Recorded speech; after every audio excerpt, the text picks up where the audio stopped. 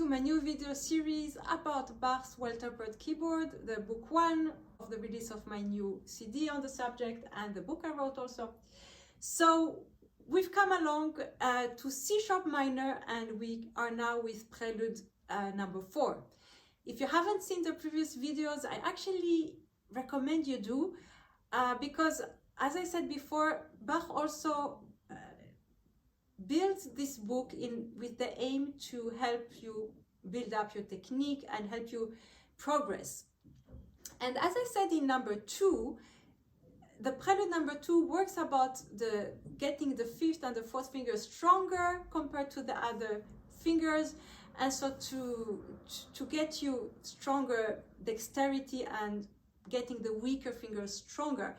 But not only, and as I said, it was very important not to practice it in a mechanical way, but be aware of the harmony, because since it's written only in 2 voices, a full harmony is always made of 3 notes. And so we are always lacking 1 note, you know? If you play, you have the octave, then you have only the sexta, and so somehow you really need to hear and sometimes hold certain notes so that you have the full harmony. So you need to bring your ear along, not just work mechanically on getting your weaker fingers stronger. You also need to bring your ear along and always hear the full harmony. Never practice just the fingers mechanically, but always look for the beauty of the sound, for the beauty of the full harmony, and so on.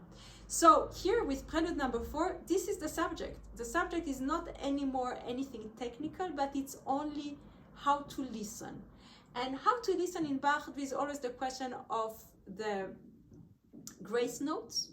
So notes that are a little bit dissonant, but they are here to bring out, you know, a certain gracefulness of the main note. So for example, a grace note is in the 2nd measure, the A.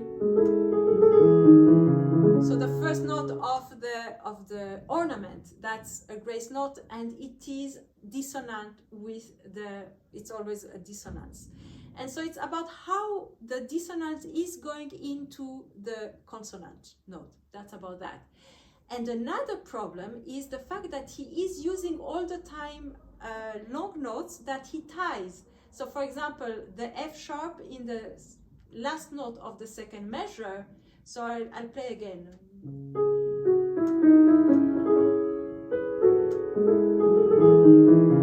Now you have the F sharp. It's held. You see? It is held and it is in a dissonance. It is in dissonance with the G sharp in the left hand and with the B sharp in the left hand, because F sharp, B sharp is basically the interval of the triton, which is known also as the interval of the devil. So obviously an interval of the devil needs to be released and resolved into the G sharp.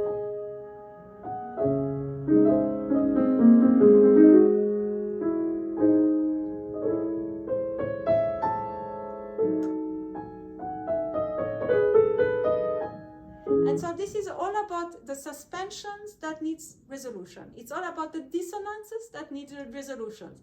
It's about the notes that are tied, that are dissonant, and they are actually tied, but at the end, since it's a keyboard, the F, it disappears, but you still need to hear it, even when it's almost silent, so that it resolves.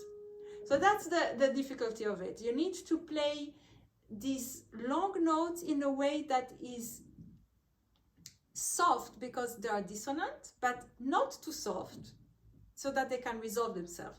And what is more important, the resolution always needs to be softer than what you had before. So that's the idea of this prelude, which is extremely, extremely beautiful. One of the most beautiful preludes there are in this book.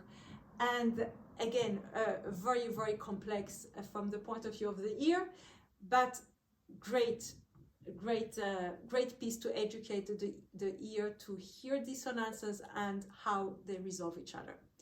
So I'll see you next time for fugue number 4, a very special fugue. So I'll see you next time. Bye.